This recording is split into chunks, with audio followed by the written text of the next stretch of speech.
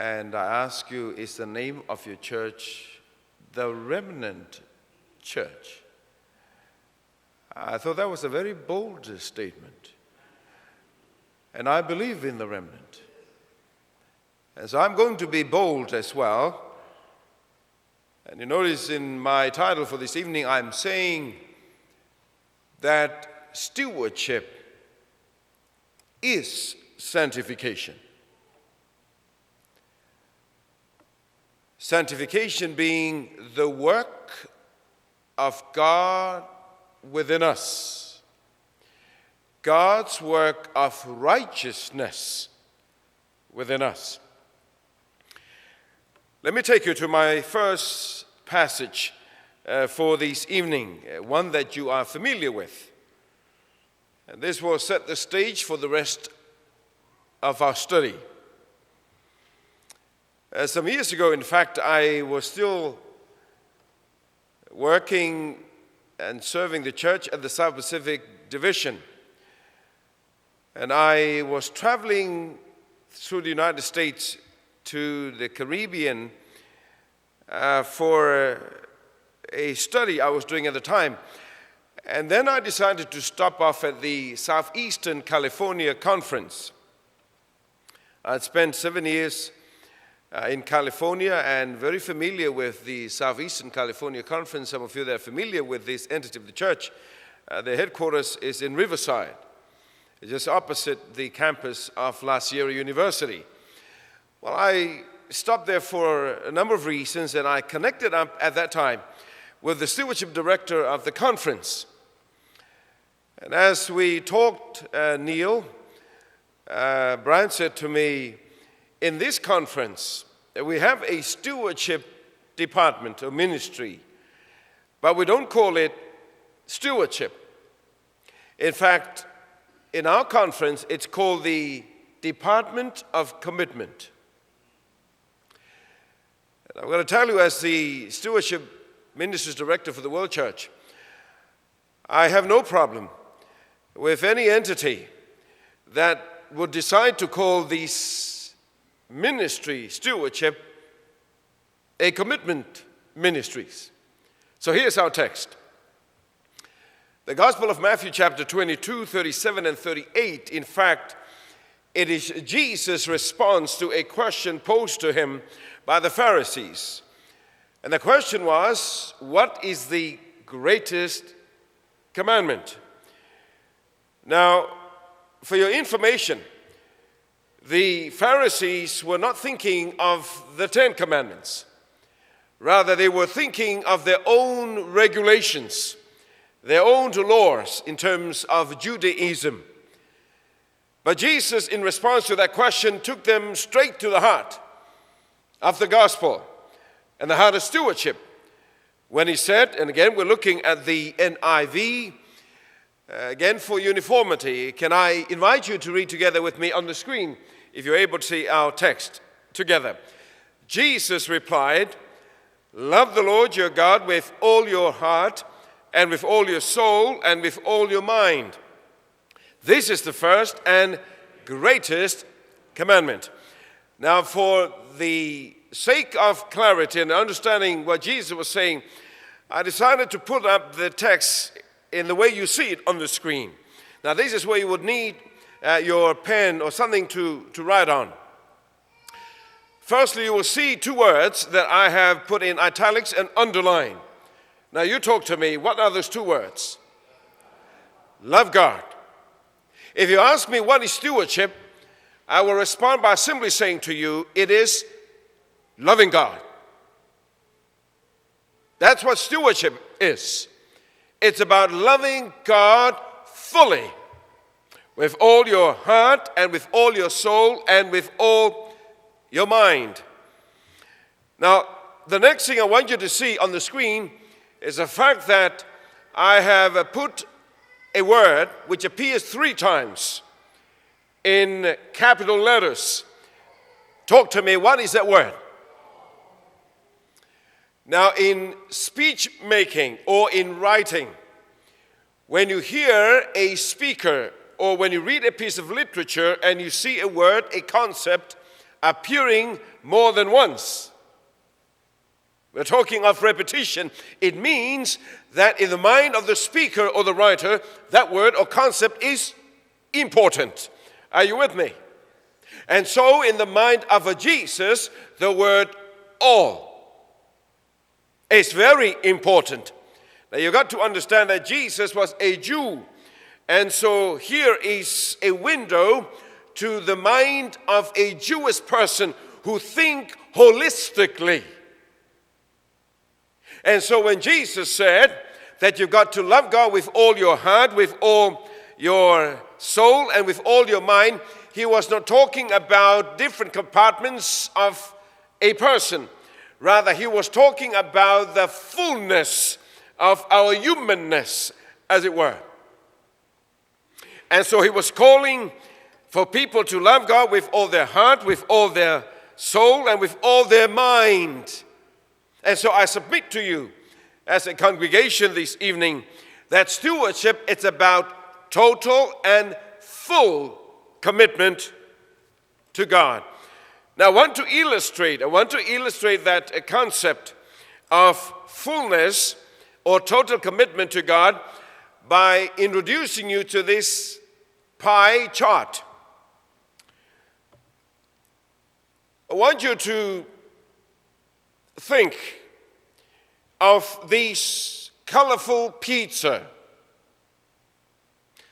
to represent all of our human life and experience. Are you with me so far? And so the colorful pizza represents the totality of our human life and experience. Come with me to the screen. In terms of our human experience, there is something in us, there's something about us that is interested in connecting to the divine, the supernatural, to God. Call that worship. There's something in us that is interested in organizing people. Call that leadership. There is something in us that is interested in connecting with people. After all, we are social beings. And I'm talking about relationships. There's something about humans that is interested in the accumulating of things. Call that possessions. There is something in us that is interested in money. We call that finances. And there's something in us that enables people to connect, and that is language and communication. Now, I could add on another 2 or 3 subsystems. But I want to use this colorful pizza to bring to you the wholeness of humans. So you ask me, preacher, what's the point? What are you saying? Well, very often as a Christians and perhaps as Seventh-day Adventists, when we talk about spirituality, when we talk about having a relationship with God, we somehow limit that interaction with the divine to that part of us which I have labeled tonight worship. And so you say, well, when it comes to spiritual things, well, that's my worship. But what I do with the rest of my life, that's my business. So we have compartmentalized our human existence and say, well, this is the little piece, this is the little part for God. So when we talk about God, we say, well, that's my worship. But when it comes to leadership, when it comes to relationships, when it comes to our possessions, when it comes to our finances, we say, that's mine. The message of stewardship, ladies and gentlemen, boys and girls, tonight is this. If Jesus is the Lord of the universe, if Jesus is Lord of the world, if Jesus is Lord of our lives, and indeed your presence here tells me that you acknowledge Jesus as your Lord, am I correct? That if that is our claim, I say to you, that Jesus also needs to be Lord of our finances, our language, our relationships. Jesus is Lord of all. What do you say? Are you following me, ladies and gentlemen? Stewardship is not just one part of me, not just my money, not just my worship. Stewardship is what brings everything together under the lordship and rulership of Jesus Christ himself. I want you to see something else about this model that I'm sharing with you tonight. Do you see a broken line or circle in the middle of the pizza? Do you? Hear me out. Everything outside of that broken line, we're going to call it tonight surface level. Can you say that? Everything inside that circle, we're going to call it deep level. What do we call it? Deep level. Remember that, because that concept or those concepts will help us understand a little bit more about the next model that I'm going to use tonight to illustrate the intensity and the completeness of this concept of a stewardship. So come with me now. Human life and experience exist in the two levels. Now, do you see the same broken line? But this time we're doing a cross section. Do you see that? All right, so in this case, everything above the broken line is the surface level. Everything below the broken line is the... Now let me take you to the right side of this model. In the surface level, this is where we have our behavior. And our behavior can be seen because it's on the surface level. But let me take you to the deep level.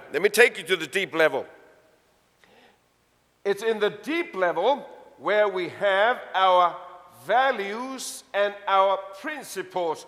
Call it our core beliefs. But our core beliefs, our values, for that matter, this cannot be seen with the naked eye. Behavior, on the other hand, can be seen. Are you following me? So on the surface, we have our behavior. On the deep level, we have our values and our principles. This is the heart of this model. Your values impact your behavior. Do you hear me? Your values breathe life to what you do on the surface. What you do on the surface is a reflection of who you are on the inside in the deep level. Are you staying with me, church, tonight?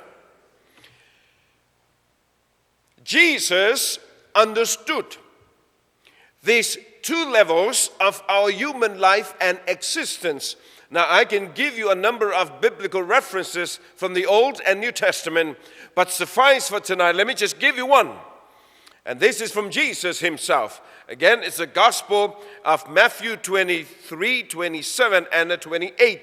Let's read together from the NIV. Woe to you, teachers of the law and Pharisees, you hypocrites! You are like whitewashed tombs, which look beautiful on the outside, but on the inside are full of dead men's bones and everything unclean. In the same way, on the outside you appear to people as righteous, but on the inside you are full of hypocrisy and wickedness. What's the screen? My words, surface level, deep level. The words of Jesus, surface level is the outside. Deep level is the inside. Are you following me?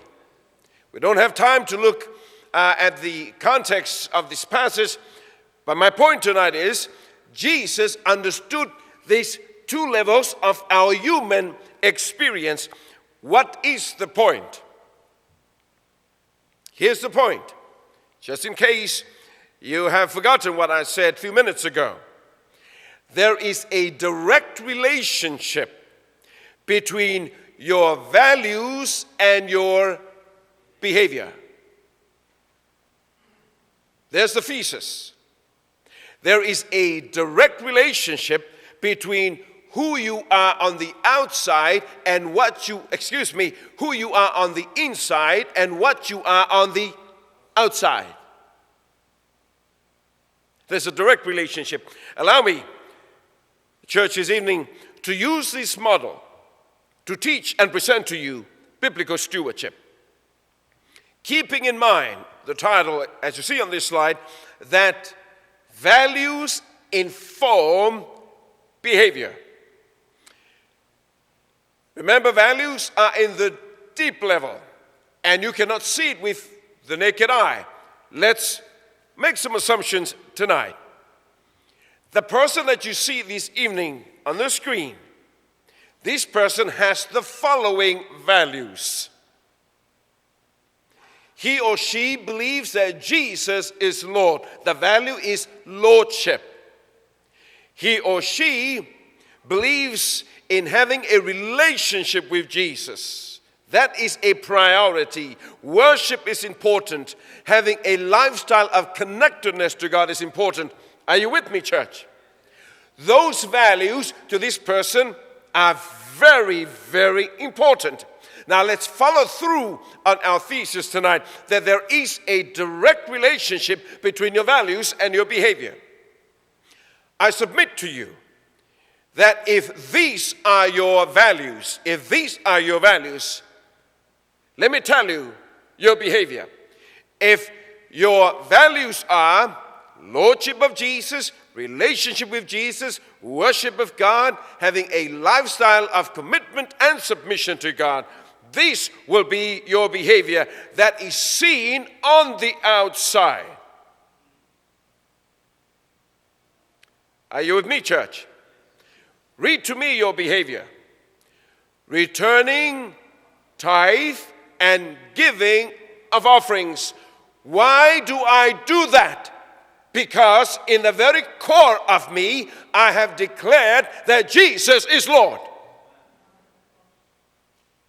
And the returning of a tithe and the giving of offerings, ladies and gentlemen, boys and girls, come naturally, because it is connected to the lordship of a Jesus in my life. The returning of tithe and the giving of offerings cannot be manipulated, cannot be stipulated. This is a natural expression of who am I on the inside, where Jesus reigns supremely. And because of this relationship with Jesus, it is normal for me, it is natural for me to return the Lord's tithe and give my offerings. There is a direct relationship between your values and your behavior. Who you are on the inside and what you are on the outside. Mr. Isaac, does that make sense? Stewardship is sanctification. It's about the work of a Jesus in me daily. By the way, if stewardship is money only, as many perceive stewardship to be, then stewardship is limited only to one day of the week. In fact, it is limited to 11 o'clock on the seventh day during your worship. But I submit to you that stewardship, real stewardship, is a 7-day experience with Jesus. It happens on Sunday and Monday and Tuesday, Wednesday, Thursday, Friday, and Sabbath. It happens all the time as I come under the reign and rulership of a Jesus Christ. I want to show you visually a life without Jesus, using the same model. Keep your eyes on the screen. Again, we have two parts to our human experience. what takes place on the surface and what takes place on the deep level. Life without Jesus. How does it look like, this life without a Jesus? Well, a life without Jesus is where self is the dominant value. Let me repeat that. A life without Jesus is a life where self, where the me and the I is the dominant value. Follow the thesis that I've shared with you so far. There is a direct relationship between your values and your behavior. And so a life without Jesus, where self is the dominant value, is a life where you are continually accumulating things for yourself. That is hoarding.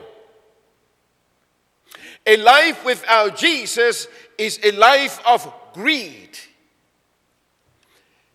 Can I remind you, my friends, this evening, that hoarding is very normal and natural to us without Jesus.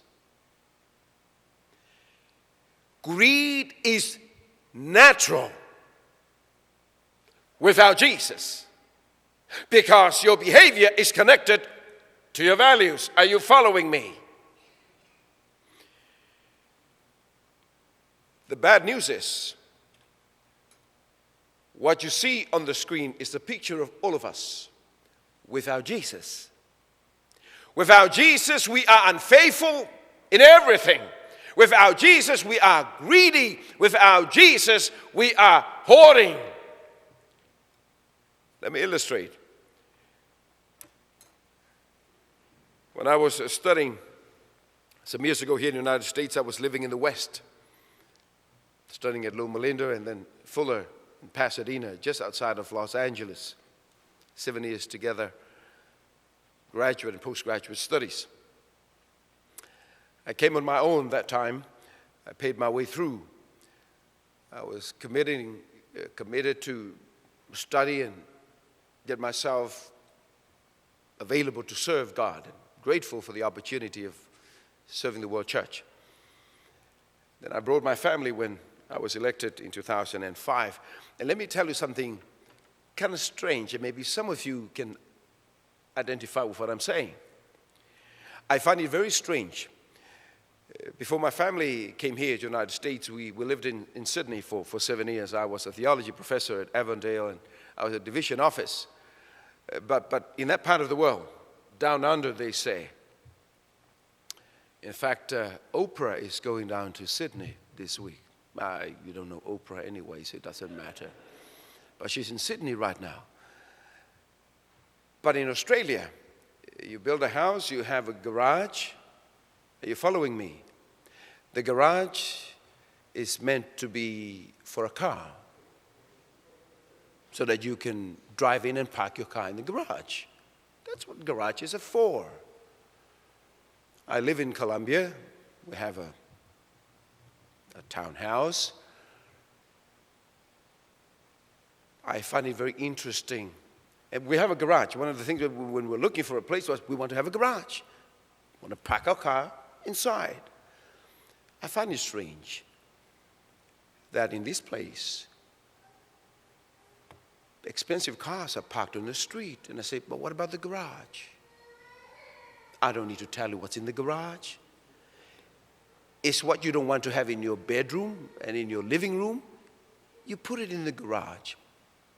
And when the garage is full, there are other businesses that will rent you space so that you can accumulate some more things. Are you with me? I think it's really funny. When there's a blizzard like what we had this year, and I look out my window and I see all these Americans working to get out the snow and the ice, and I just drive out of my garage and I will go to my office. A garage is meant for a car. You understand what I say about hoarding? I mean, why do you store those things there for years? What for? Are you hoping that one day you can fit back into your trousers and your suit? I don't give it to the Salvation Army. But you hear what I'm saying? Hoarding and greed is natural to the carnal man without Jesus. But this is a picture of all of us. This is where our song comes in. This is where our text comes in. God has a solution for this problem of hoarding and greed. Would you like to know the problem, the solution rather? The solution, as Vernon said it correctly, is the cross of Jesus Christ. Because the cross means death to self, death to hoarding, death to greed. And when Jesus died on the cross of Calvary in AD 31, he died that death for me. And so when I believe in Jesus' death on the cross, I receive the blessings not only of freedom, but a sanctified life, not because of me, but because of Jesus living in me. The answer to the problem of sin, the answer to the problem of self and hoarding and greed is death. So this is where our text comes in. Remember, Vernon, we talked about it? No, the Spirit talked to us. Here's our text, Galatians chapter 2 and verse 20. Everybody, let's read together from the NIV. I have been crucified with Christ, and I no longer live, but Christ lives in me. The life I live in the body, I live by faith in the Son of God, who loves me and gave himself for me. What do you say?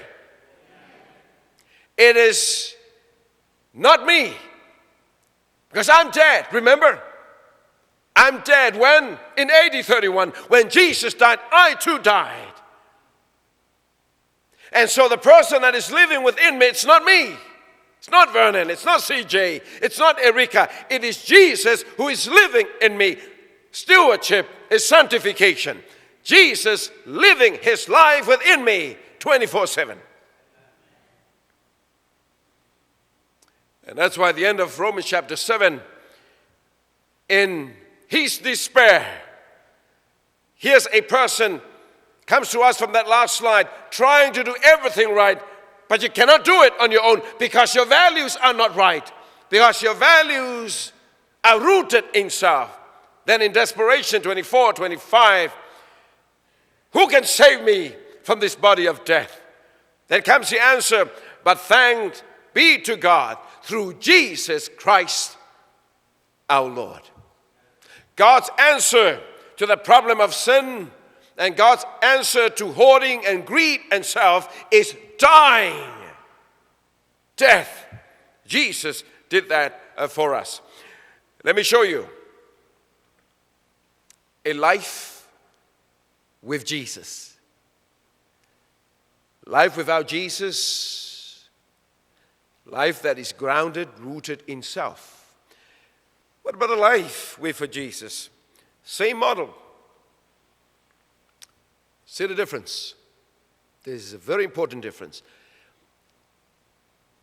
Life without Jesus is a life where self was a dominant factor. Remember? Life with Jesus. Who is on the inside? Talk to me. Who's on the inside? What is your core value? Jesus. Jesus Christ, Savior and Lord. What happens when Jesus comes within? What happens when Jesus transforms my values from the inside? What will my behavior look like? Faithfulness. Whereas before I was unfaithful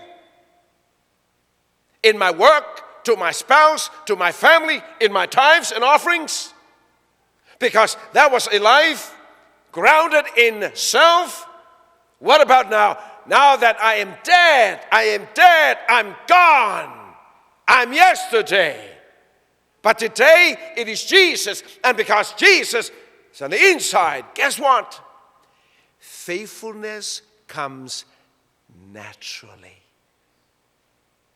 Faithfulness comes naturally, not because of me. Remember?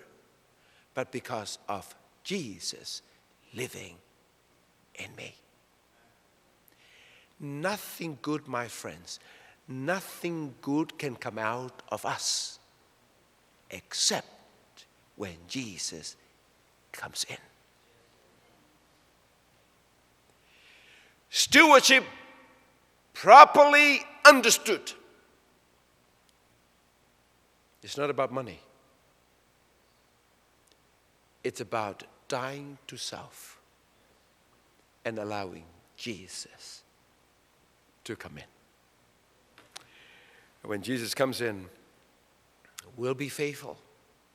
Not just on the Sabbath, but faithful every day, every moment of the day. Because, in the words of Paul, it is not I, but Christ living in me. But here's the reality. You know this. Here's the reality. There will always be a battle between self and Jesus. Again, I am using self and Jesus as values. I am going to list for you under those two values. When your values is self, you'll see the behavior. When your value is Jesus, you'll see the behavior. The dilemma that we have is that this battle within us will continue until the second coming, when we shall be changed. Are you following me? It's true that we accept Jesus, but we still have a sinful nature. So the battle will continue. We call it the great controversy. The cosmic conflict takes place within us. Look at the screen. So what happens when self is the value? Very natural to serve yourself. See, that's a behavior.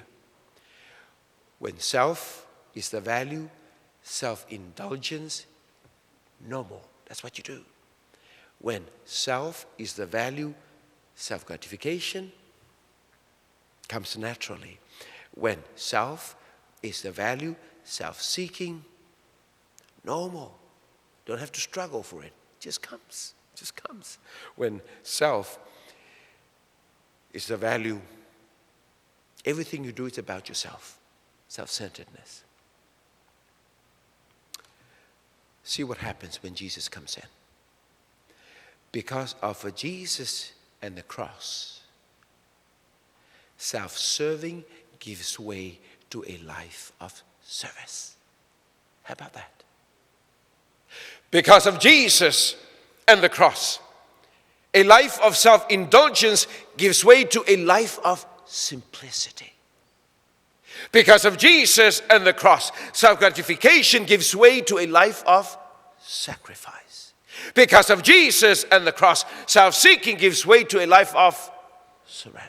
Because of Jesus and the cross, self-centeredness gives way to a life of submission.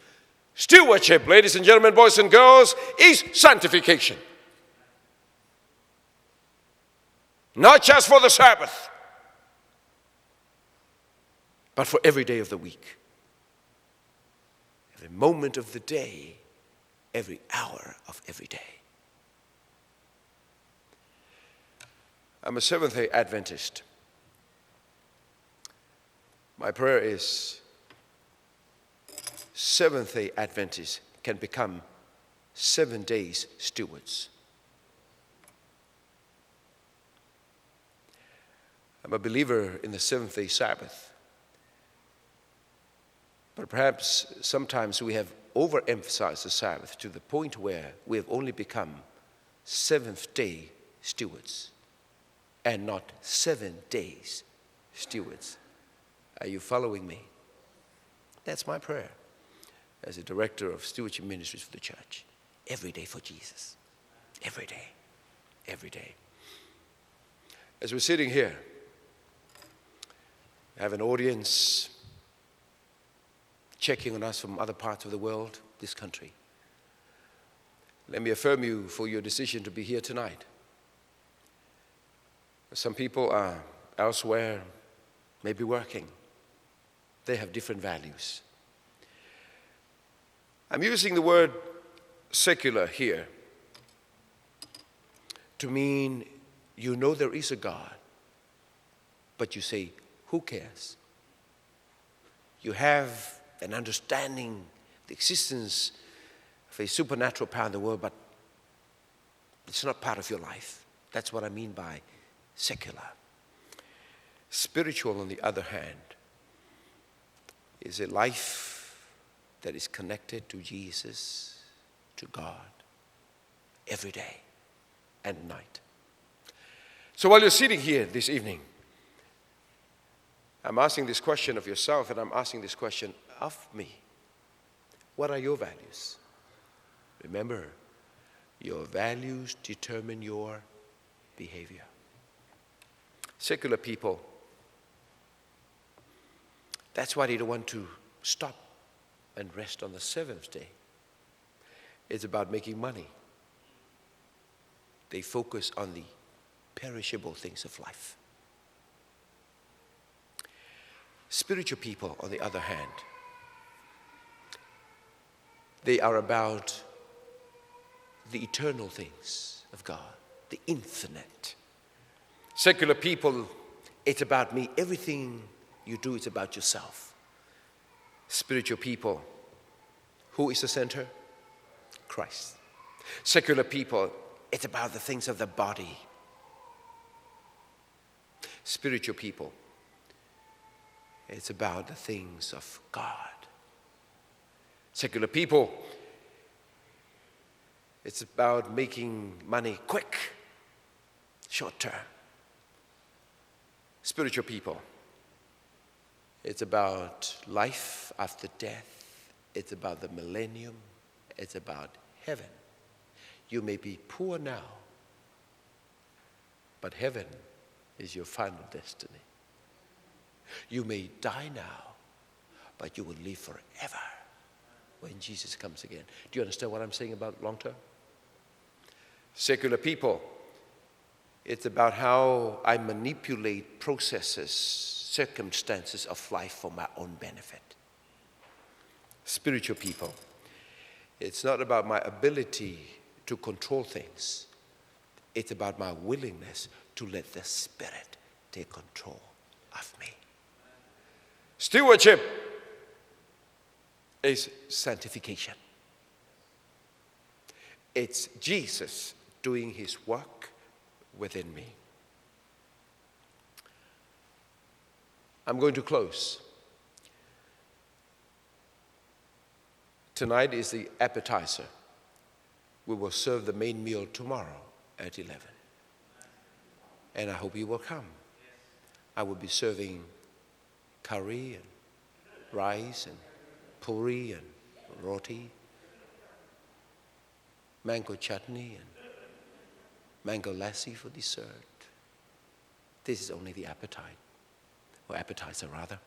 Tomorrow is the main meal. Let me close. I go back to my colorful pizza.